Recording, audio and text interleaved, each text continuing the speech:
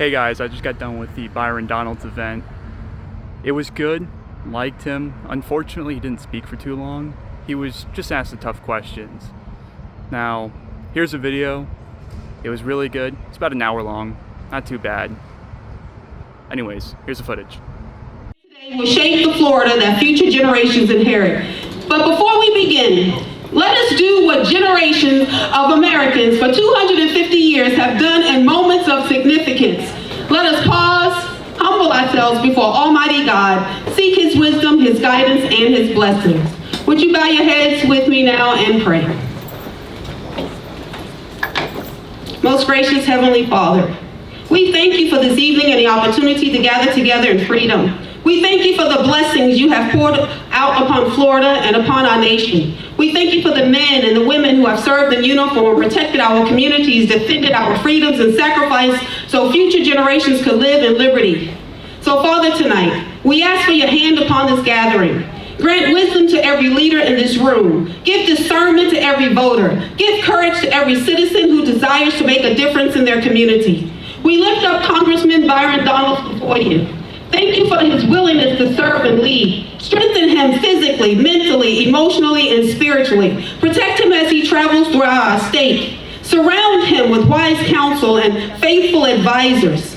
Bless his wife Erica, their children, and all those who support him and serve alongside him. Give him wisdom to lead, courage to stand for truth, and humility to always seek your direction. We pray for the great state of Florida. May our families be strengthened, our children be protected, our communities prosper. May our churches remain bold. May our leaders govern with integrity. And may Florida continue to be a place where faith, freedom, and opportunity and personal responsibility flourish. Lord, we pray for unity where there's division, wisdom where there's confusion, and hope where there's discouragement. And as we gather tonight to discuss the future of our great state, remind us that true leadership begins with service, that every good thing ultimately comes from you. Bless this event, bless every speaker, and bless every attendee, and bless the great state of Florida. In the matchless name of Jesus Christ, we pray. Amen.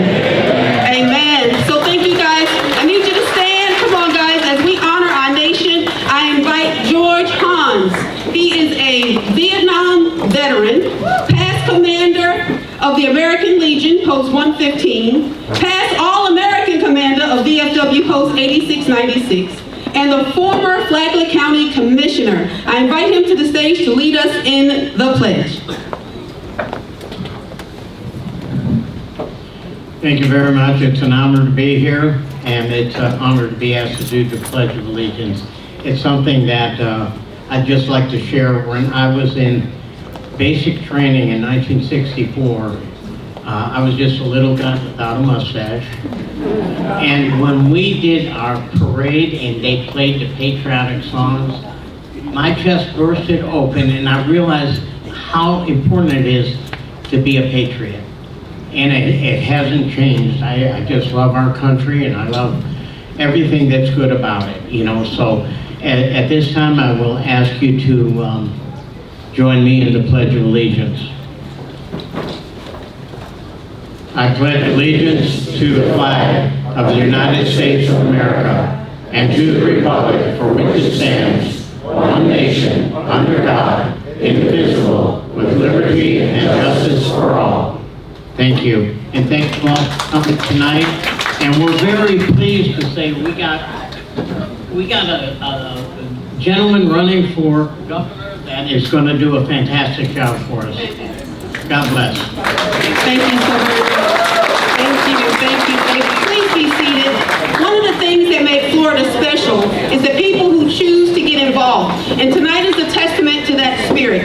We appreciate each of you for taking time out of your busy schedules to be here and participate in this important conversation about the future of our state. It is now my pleasure to welcome a public servant who has dedicated herself to serving the citizens of Flagler County with professionalism, integrity, and excellence. Please join me in welcoming Flagler County Tax Collector Shelley Evans.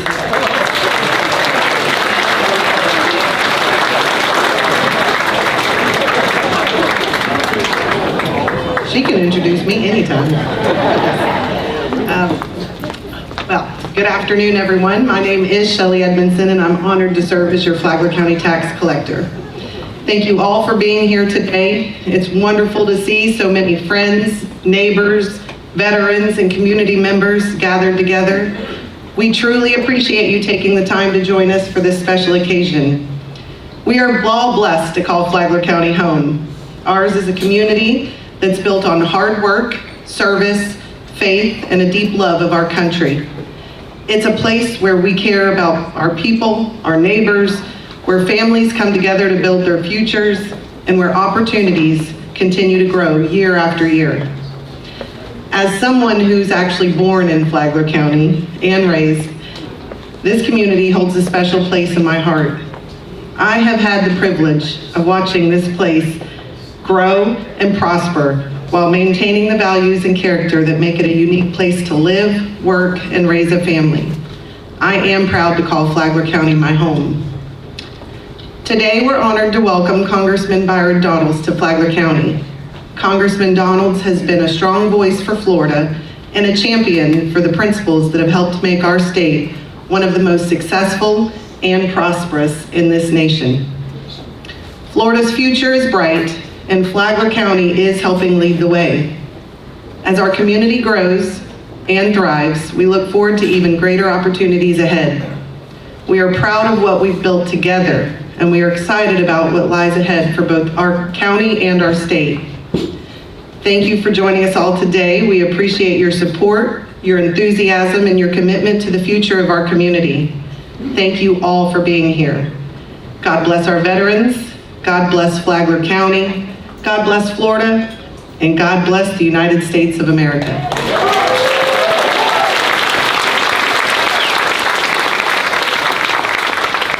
Well, thank you, Shelley, for your leadership and for your commitment to the people of Flagler County. We're so blessed to have her. We really and truly are. And as we continue tonight's program, we are honored to hear from the congressman who represents Florida's 6th Congressional District in Washington, D.C.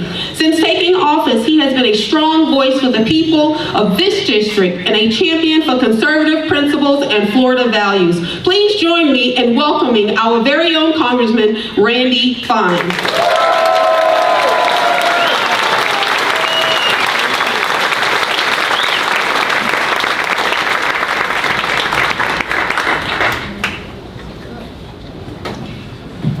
Well, thank you all for being here. Wow, what an extraordinary turnout. And I have to tell you, as a politician, we love it when there aren't enough seats. So it makes the room look great, and it's amazing that all of you have been here. I want to talk about Byron, because Byron is one of my oldest friends in politics. So you may know me as your congressman, you may know Byron as your next governor. But I met Byron in 2016 when he and I were two guys running around our communities trying to get elected to the Florida House of Representatives. Byron and I are two people who got elected for the first time in 2016. And I will tell you, as excited as we were to get elected, there was someone else who got elected that night in 2016 that made us even more excited.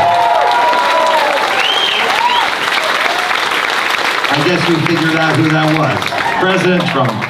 But Byron and I tried to bring President Trump's vision to Tallahassee, and we actually reinvented how Tallahassee committee meetings worked.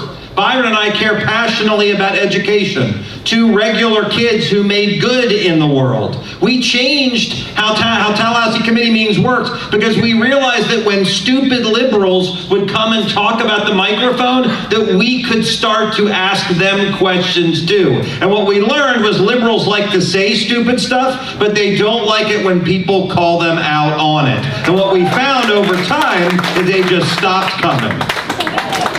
But Byron left me after 4 years. 4 years, he got called to Washington. He went and was a voice in the wilderness. When President Trump had that election stolen from him, Byron was there to pick up the torch and carry it forward. And for for 4 years while I remained in Tallahassee, he caught that fight. And then I got to join him. And something I never expected would ever happen to me. One night, Donald Trump calls, says, "Randy, I want you to run for Congress." Many of you know the story. I said, "Mr. President, I just got elected to the state Senate."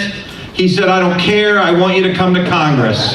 I said, "Sir, I'll think about it, but I probably should talk to my family." He said, "Okay, we'll meet in Mar-a-Lago next week." and then he tweeted out that I was running for Congress. I found out I was running when my wife woke me up from a nap and said, "Randy, why are my friends calling and telling me that you're running for Congress?" My kids still have never forgiven the president for doing that to them. They pointed out every time, "I'm sorry." But it has been an honor for me to spend the last 14 months serving you. And I will tell you this, as bad as you think Washington is, it is worse. Rome is burning. And all these people seem to want to do is roast marshmallows in the fire. See, Democrats are hell-bent on destroying our country, and unfortunately, most Republicans are content to manage our decline politely. Well, I'm not one of those people. No one's ever going to accuse me of being quiet, and no one's ever going to accuse me of not being willing to lean in the fight. And I've tried to do that for the last year, but I've been honored to have a mentor. Even though we got elected to the Florida House, he's an old guy when it comes to being in Congress. Built a reputation like nobody's business. When Byron Donalds comes into the room, people listen. And we are incredibly lucky that someone who spent 4 incredible years in the state legislature and now 6 incredible years in Congress is going to take that combined experience and bring it here, because Byron knows what I know, that in Florida, we've figured most things out. We've got opportunities to improve in a state, but thank God we don't live in New York. But Byron has also gotten to see how bad it can be. The idiocy that they push in Washington, the insanity of what goes on in the other 49 states, the notion that so many of the things we already do in Florida, they don't do anywhere else. We shake our heads when the Democrats say it's racist to show a photo ID. I'm like, everyone already does it in Florida. He has seen the best and he has seen the worst. That's why I was excited that the night Byron announced for governor, he told me he was going on the Sean Hannity show to do it. And I sat there at my computer, and the minute the words, "I'm running for governor," came out of his mouth, I hit my endorsement right then. I'm the first person to endorse him after he filed. The president called on him to do it before. Byron will be an extraordinary governor and an extraordinary partner for me as I continue to represent up there, and it is an honor to do it every single day. So without further ado, I think he's back there. I think he's coming in. I don't know if he's somewhere. But without further ado, it is my honor to to introduce the next governor, and who will be the best governor in the history of the state of Florida, Congressman Byron Donalds.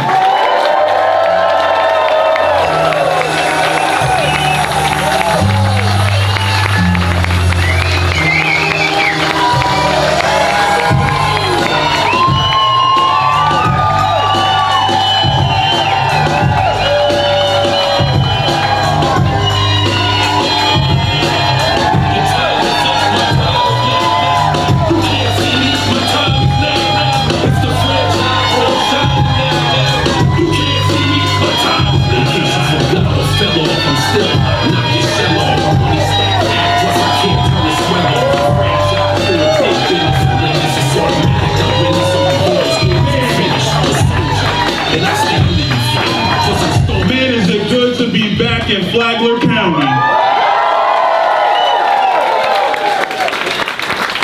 Randy, you outdid yourself with this one. I was talking to a couple of the officers outside, and they go, "It's packed in there.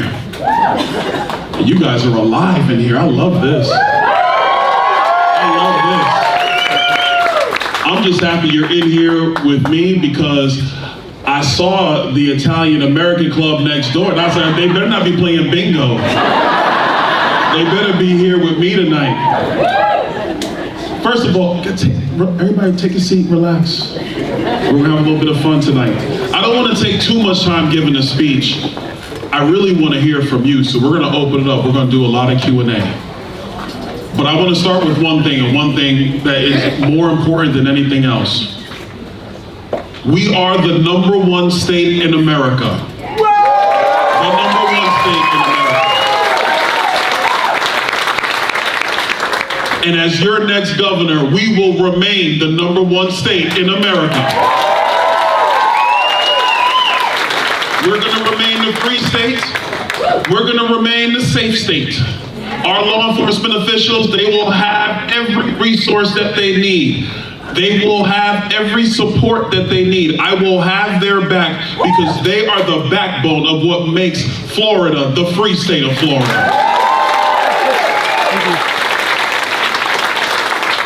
Governor DeSantis led the way to get woke out of our schools, and that woke is never coming back to Florida.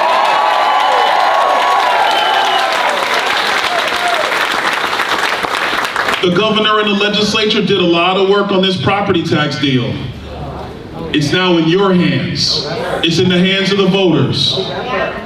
But I want to tell you here tonight, if for some reason it doesn't go well, we will bring it back next year because we are going to make sure that our seniors on fixed income and our working families get the relief that they truly deserve here in the great state of Florida.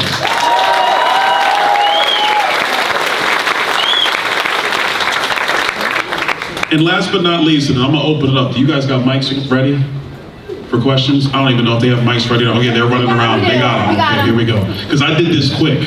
As I told you, I wasn't going to do a long speech. I want to hear from you. Last but not least, my wife has given me a mandate. Now, all you husbands, don't look at your wives. Look at me. Keep your eyes on me, because I know how this works. We all get a list. All the wives are nodding their head. Men, don't look at your wives. Stay focused. Stay focused. My wife has a mandate, and the mandate's very simple. She wants her children to raise their kids in Florida. So this is not just about the next 4 years of the great state of Florida. This is about making sure that our state, which is the best state and the free state, is affordable once again, so young kids can build their Florida dream in Florida, like you and I have built our Florida dream here in the great state of Florida. Because Mrs. Donalds doesn't want to have to get on an airplane to go see her grandkids. She wants them here. I will tell you, I was, this morning I was at Kennedy Space Center, and then I toured the Blue Origin facility. From there, we went to another facility over in the Space Coast area, looked at that one. There are phenomenal things happening in our state, phenomenal things. Then I came up the coast. We were in Martin County at their picnic, and it was live and electric. And then we came up the coast a little bit more, and I told Sam, I go, Sam, can we it started at Kennedy Space Center this morning, can we stop at a gas station? And he goes, sir, there is the Buc-ee's.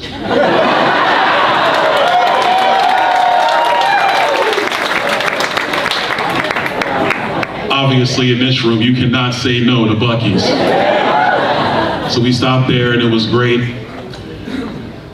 And then this is our final stop tonight. And I gotta tell you, seeing a packed room here in Flagler County, you have no idea how much this personally means to me. I really wanna thank you all for coming here tonight. I really appreciate it. Thank you so much.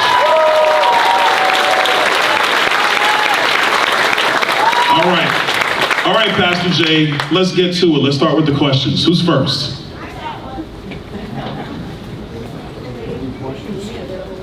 Hi, I'm Annette Walsh. I've been following you for years. You talk about the property taxes, but myself, I've been here 34 years just about, and the insurance prices on our homes for people that have been here 30 years, we've been either dropped or it's jacked up double from what we have. And poor people living on a limited income. What are you gonna try to do to help us? This is a great question. I thank you for raising it. A couple things. One, what Governor DeSantis and the legislature did a few years ago, and Randy was there for this, what they did around tort to get rid of a lot of frivolous lawsuits, that's beginning to bend the cost curve in insurance in our state. And in our state level, the Office of Insurance Regulation receives applications from insurance companies to request to either raise rates or lower rates, and they have to be approved.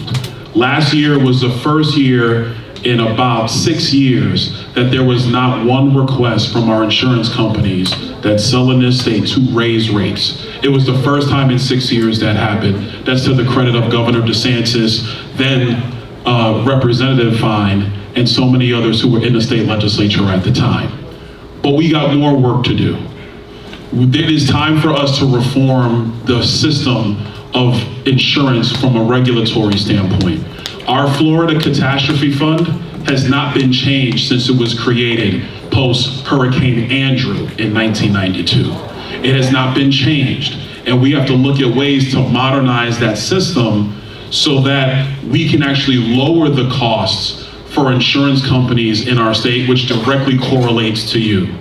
I'll give you an example. In the CAT fund, there is a rapid buildup that insurance companies pay into every single year to replenish the CAT fund. Well, we've left that in place since it was created. We've not modernized it, we've not changed it. We've not looked at ways to adjust that repayment process so policyholders, you and so many of you in here, aren't hit immediately if the CAT fund is depleted a little bit because of a storm and you gotta build that cash back.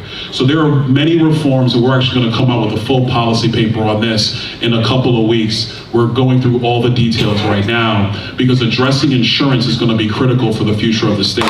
When we look at it internally, we think we can lower it anywhere from 10 to 20% the costs. And that matters. I'm gonna give you another thing. On your insurance policy, what you're insuring is not what you bought your house for. You're insuring what it costs to replace that house. What we want to do is post-storm, if you have to repair your property, as long as you don't have to redo everything because you went past FEMA's 50% rule, we want you to get automatic permitting to help rebuild your property. Automatic permitting. It makes no sense. It makes no sense for local governments to make you go back through the permitting process when you're just rebuilding a portion of your house that's already there. That doesn't make any sense.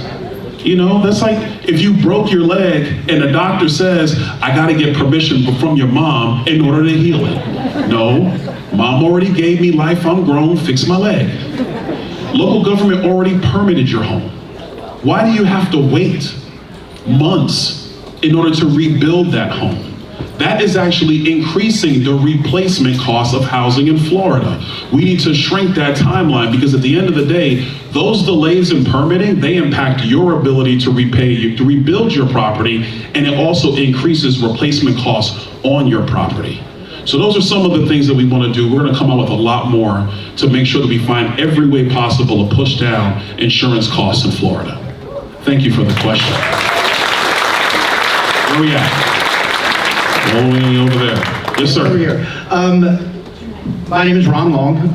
In dealing with the school boards, with the school boards seeing increasing mandates but declining enrollment, what would be your message to help school boards make the public schools a more desirable choice? Specifically, when you say mandates, what are you referring to? I'm talking about the ESC mandates that are coming down, just a lot of particular, when it comes to staffing, when it comes to the bureaucracies that are growing within the school board districts that really I don't think are totally necessary. How do we combat that while still also making the public schools the desirable choice for people leaving due to the voucher system? And I'll say just off the top of the cuff, from what I hear from most people that I meet, the big problem they have with the schools is not the curriculum. It mostly has to do with bullying and safety. That's a big one. A couple things. One, when it comes to how to make them be more competitive, this is where the school districts are going to have to make a decision. Do they want to be efficient and smart and be responsive to the community, which is frankly parents, or do they want to continue down the long bureaucratic line? If they choose to continue to be bureaucratic, let me foreshadow for you what's going to occur. More parents are going to choose other options to educate their children. And in Florida, we will support them in that mission. School choice is not going anywhere in Florida. Let me tell you that right now. It's not going anywhere. We're going to keep that in place. Now, What we want to do at the state level is actually work with the districts to find ways to unwind some of the bureaucratic stuff that they have to do. Part of that is for them to modernize their internal operations, making sure that they're using and leveraging tools so they can do more and actually be far more responsive. That's going to be another key piece. When it comes to education overall in the state of Florida, my goal is that our kids master math, reading, and writing by the time they graduate high school. Florida needs to have a world-class K-12 education. When I talk about the Florida dream and I talk about the future of Florida, the future success of our state is not what we're doing today. It is the success of our children in the future. If they are successful, Florida continues to be successful. What does that mean? It means being far more focused on kids being able to read and comprehend phonics at each grade levels so that they can actually master more complex texts. It's about making sure kids are mastering math facts and mathematical computation at each grade level. Not letting them just move on because the administration said it was okay. Make sure these kids are learning and mastering this information.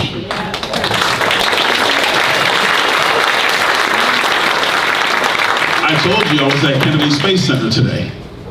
When I walked through the manufacturing floor at Blue Origin, anybody remember like the 007 movies? Y'all remember Moonraker? It was like Moonraker. There's activity all over the place, and it was a Saturday. You know, it's a Saturday or Sunday. Saturday. It's a Saturday. Campaigns, the days run together, so bear with me. It's a Saturday morning. The floor is alive. There's so much activity going. Our young kids have every capability to be on that floor. We have to make sure they're mastering core subject matter. We also need to make sure that when they graduate high school, they have the apprenticeships and the internships and the credentialing so they can go directly from that high school graduation stage directly into a job. And not just being aimless about what am I gonna do next that I graduate in high school. These are the things that not just the public school system should be focused on going forward, but every school in our state needs to be focused on going forward. We have a Launchpad initiative. Our Launchpad initiative is working with businesses and industry for them to create the apprenticeships and credentialings that our kids need. So they actually do some early work. What's wrong with that?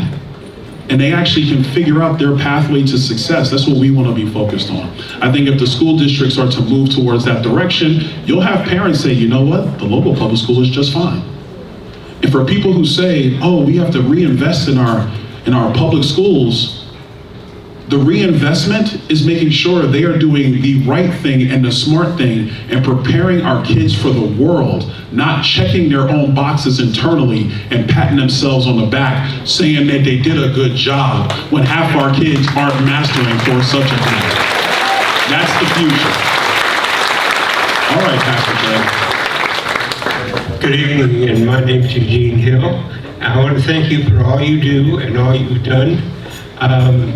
My wife and I both support you very strongly, as much as you support Donald Trump. However, I do have some questions regarding AI. Sure. I know you got backing from them, and you want to put the policies into the state. What are you going to do, or what kind of policies will you create to protect the environment from the data center construction and the turbines that they use, like in Starlink? This is a great question. Thank you for asking it. A couple of things. My position on, let me talk data centers first, and then I'm going to talk AI. Is that fair? All right. Data centers. Number one, your power bills will not go up in Florida. They will not go up. And let me explain why. I'm gonna give you the details. The legislature passed legislation that literally the governor signed 3 weeks ago that the per kilowatt hour on a customer in Florida will not go up because a data center is constructed. We are requiring by Florida law today, signed by Governor DeSantis, we're gonna keep that law in place where the per kilowatt hour cannot go up. The data center has to bring their own power to the grid. They also have to have the ability to sell that power back to the grid. So that covers the power cost. I want to be very clear on this. And so everybody understand this is not just purely a political statement. In Florida, we are a regulated utility state. The Public Service Commission has to approve increases in the per kilowatt hour. Now, they have done that in the past. Part of the reason they've done that is because our power companies are going down this line of using solar arrays in Florida. And solar power is not efficient, strong, and cheap baseload power. It is intermittent, it is weak, it is not consistent. If we expand on the power dynamics, Florida needs a detailed power generation strategy for the next 30 years. So we focus much more on small modular nuclear reactors and natural gas to provide the baseload power for the future of our state. Water. I want to talk about water. Yes, let's talk water. In the same legislation that Governor DeSantis just signed into law, we are going to keep that legislation in place. It is now Florida law. A data center project would have to get a consumptive use permit from the water management districts. The same way a golf course has to get a consumptive use permit from the water management district. The same way any other heavy industrial facility that uses water has to get a use permit from the water management district. I want to go further. If you build one in Florida, I want you to have a closed loop system so you're not just sucking water out of our aquifers every day. Have that stuff be a closed loop system, similar to how, the coolant systems on our cars. The coolant systems on our cars is a closed loop system.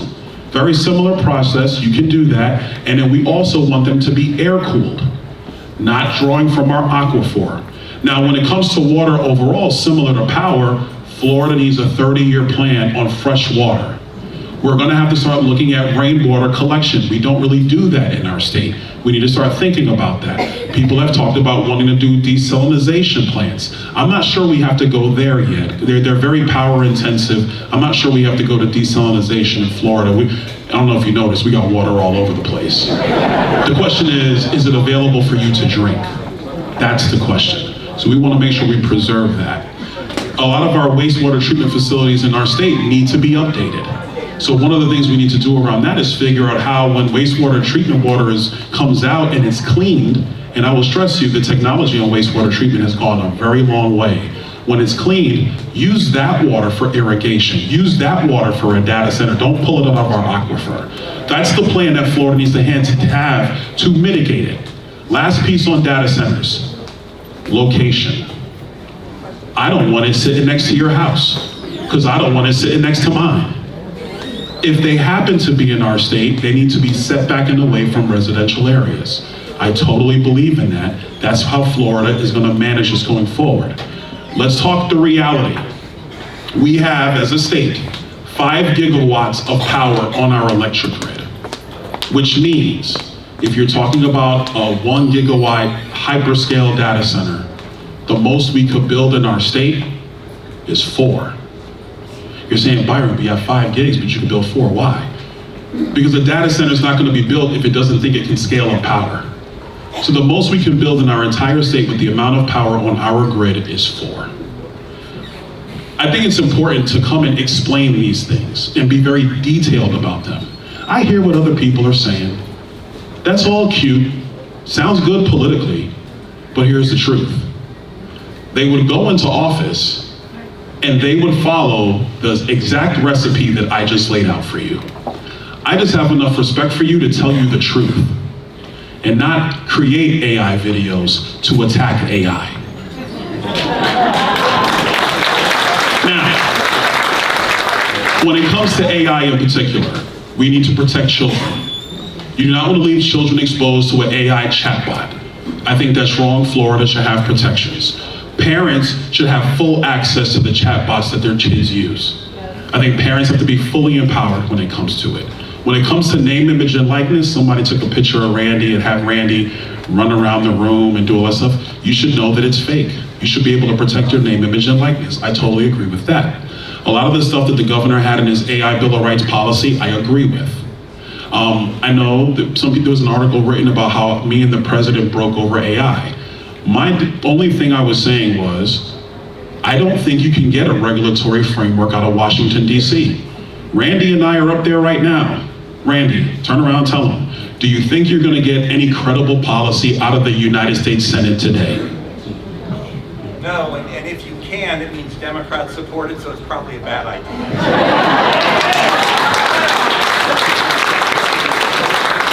So I think in Tallahassee, we are going to have to figure out the regulatory system around AI and then the protections for our environment around data centers. And I believe we can do that.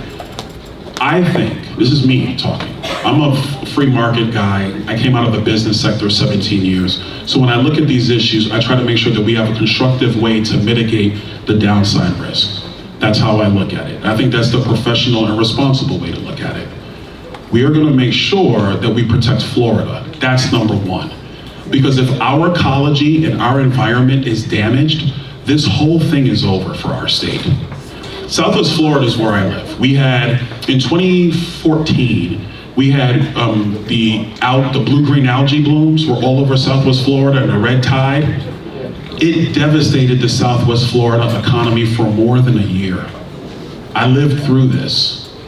This is one of the reasons I've been so committed to Everglades restoration in the southern part of Florida. Because a healthy environment, yes, a healthy environment actually leads to a healthy Florida. And a healthy Florida is not going to be beat by any state in all of America. I'm committed to that. Thank you for your question. I wanted you to hear it directly from me. Yes, sir. Yes, my name is Stiles Weston. My question kind of hitchhikes off of the insurance reform with the homeowners, but this is more geared towards personal auto. We live in a state that is a no-fault state, which is wonderful, except for we let people run around without insurance or enough insurance.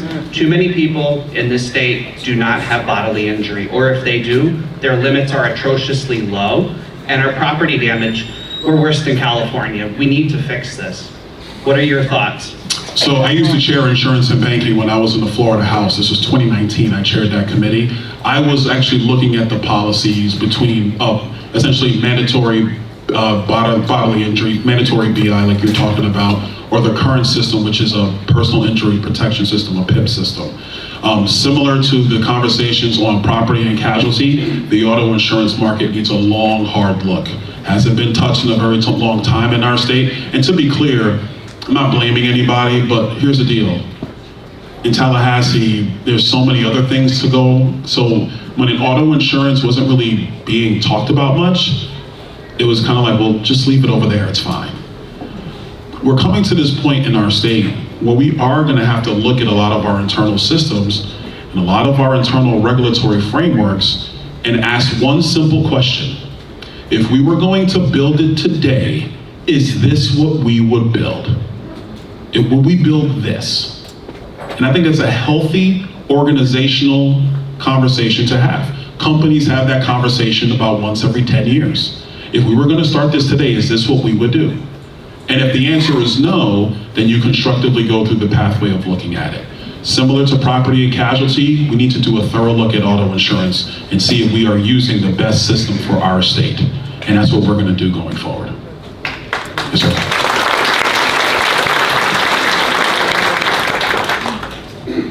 Thank you very much for being here. My name is Bob Ricketts, and my question is about our educational system.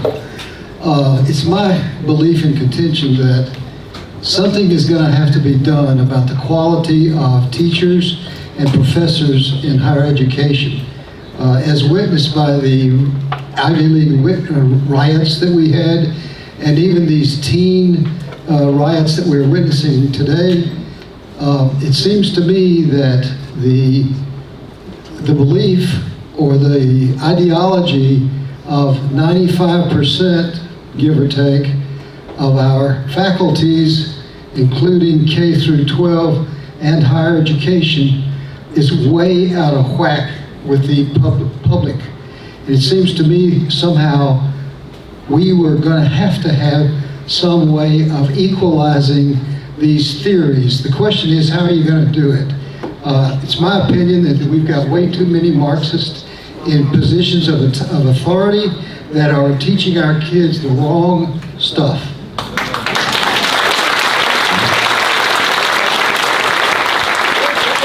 Sir, I completely agree with you. let's talk the colleges first, and I'm gonna go to K-12. In the colleges, it's not just good enough to make sure you hire the right president. You have to make sure that your board of trustees, and I was a trustee at a state college, appointed by Rick Scott when he was governor. You have to make sure that your provost and your academic deans are also making sure that they're getting this indoctrination out of these universities and colleges. Because the president of a college is talking to the boosters, raising money, talking to the legislature. That's what they largely do. It's not wrong, but they're a vision casting for the future of the college or university. It's the provost and the academic deans who are running the day-to-day. The trustees need to be drilling down into that level of the organizational chart to make sure that the standards that Floridians have grown accustomed to are actually being executed in all of our universities and our colleges. No different than in K-12. In K-12, our school boards, and this is why it's a little different, I get to appoint the trustees to the colleges and universities. Every governor has that ability. I don't appoint school board members. They're elected by you. What we want to do is be very focused on every school board election in the entire state of Florida. Very focused. Because these school board members, you can't just be a rubber stamp for the administration. You don't represent the administration to the community, you represent the community to the administration. That's how this is supposed to be. And I referenced her at top, Mrs. Donalds. Mrs. Donalds is a recovering school board member. So this is a conversation that's happened at home. You have to do that as well. Now the third piece of that is our kids overall. What has been missed in education in our country, not just Florida, in our country, is that we've been too focused on tests and checklists and not helping our young people find purpose and have pathways towards success using that purpose. I believe, culturally speaking, that if more of our young kids are starting to see and understand their purpose starting in middle school, their personal strengths in life, the thing that they do better than anybody else, the thing that just, brings excitement and joy to the process of whether it's learning or working or whatever they're doing, if you can help a young person find their purpose earlier in life, they're not gonna be worried about no teen takeover, because that's a distraction from the thing that they have been put on this earth to do. Investing in purpose-driven young people, that is what we need to be doing with our K-12 education system.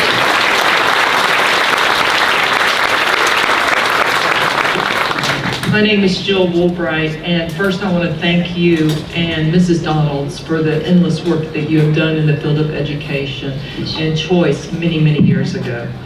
Thank you. And I'm a retired teacher here in Flagler County and have spent 3.5 decades of my life here in Flagler County for the children. And so my question is, you have recently said that you believe in individual education plans for all students. Can you give us a vision of how that would look? As a teacher, I had IEPs for some of my students, but not all of my students, but you're proposing for all. Can you explain it, please? I will, and it actually dovetails off my last statement. My wife and I have 3 sons. They're all very different. They actually kind of learn the same, but their personalities are a little different, all 3 of them. The oldest works in finance. The middle one right now is doing an internship in a law office. The third one, my wife and I have legitimate questions, is he going to college? Seriously, we have these are legitimate conversation in our house right now. Watching our kids be developed and growing is where the genesis of this came from. If you look at athletes, our athletes, they have coaches, they have a training coach, a strength coach, they watch game film. It's every single day. They're at the craft all the time. If you look at our kids who are in drama in the arts, you don't just get up on stage and do a play. It's dress rehearsals, it's reading scripts, it's day in, day out. You have somebody with you along the way. But for the rest of our students who aren't in the arts or aren't in athletics, they go to class and then they go home.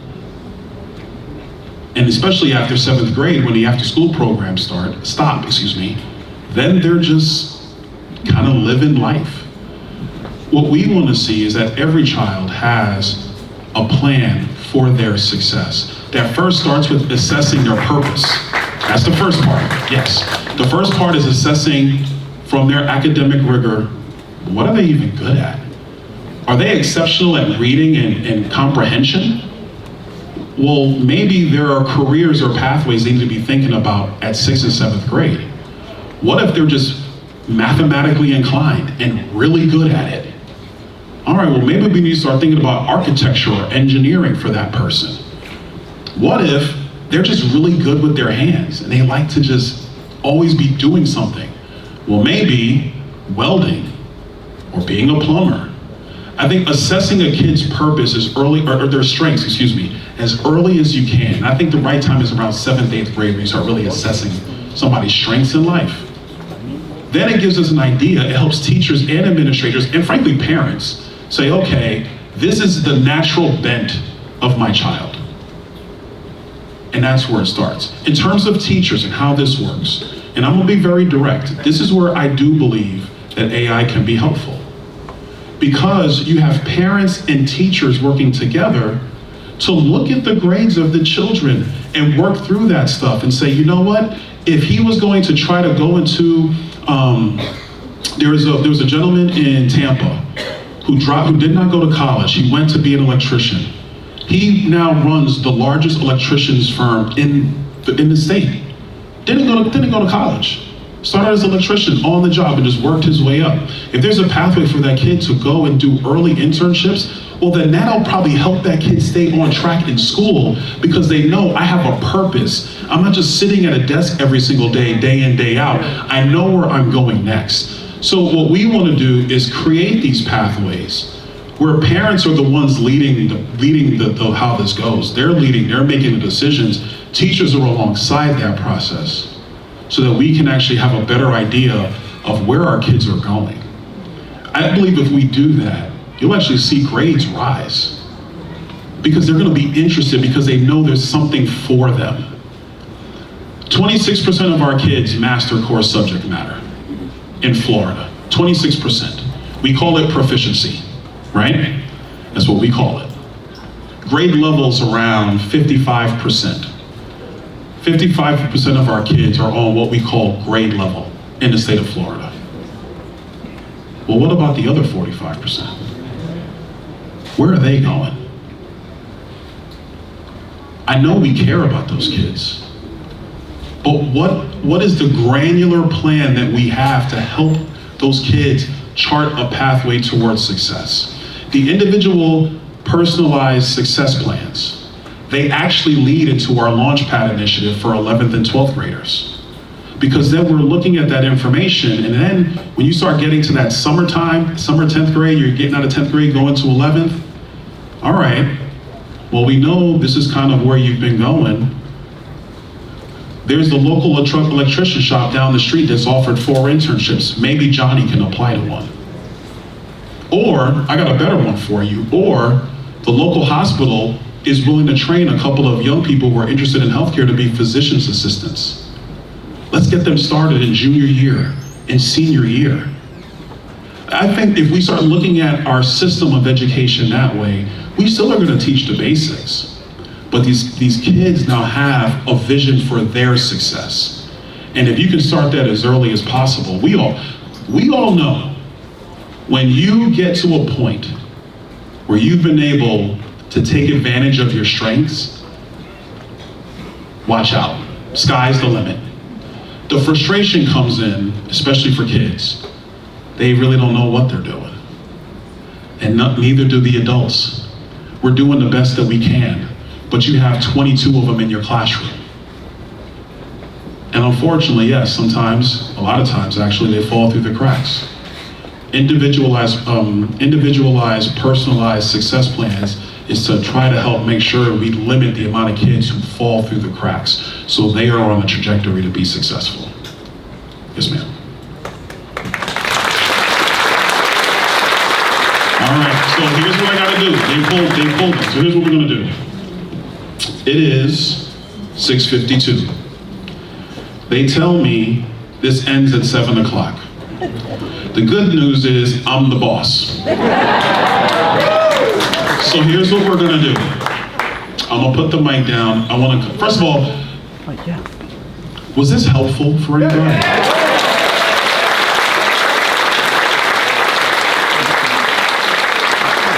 I know a lot of time in these rallies, people come in and they hear the rah-rah speech and the music goes back up and everybody's happy.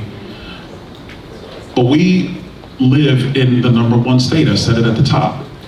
The future is very bright, but it's also consequential.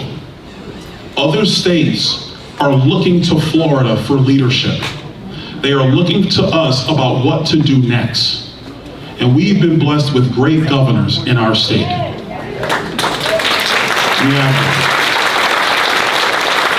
Well, I mean, not Charlie Crist, he's, I don't get that guy. I don't get that guy. But I take this very seriously. Randy has known me for 10 years. We came in together in the Florida house. I think he's probably said that, didn't he? We came in together in the Florida house. The way I'm talking about these issues, have I changed in 10 years? Same thing. I came to this state 30 years ago with a trunk full of clothes. Everything in my life, everything has been built in Florida. I love this state. I love it.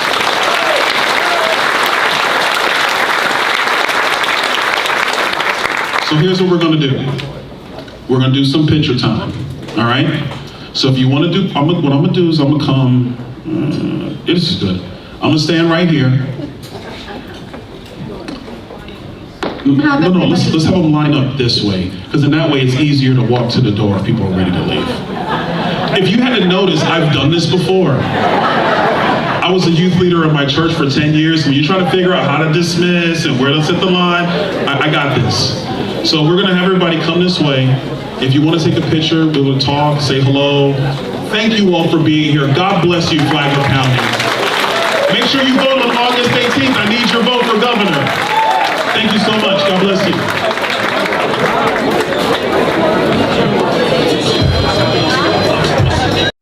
And that's it.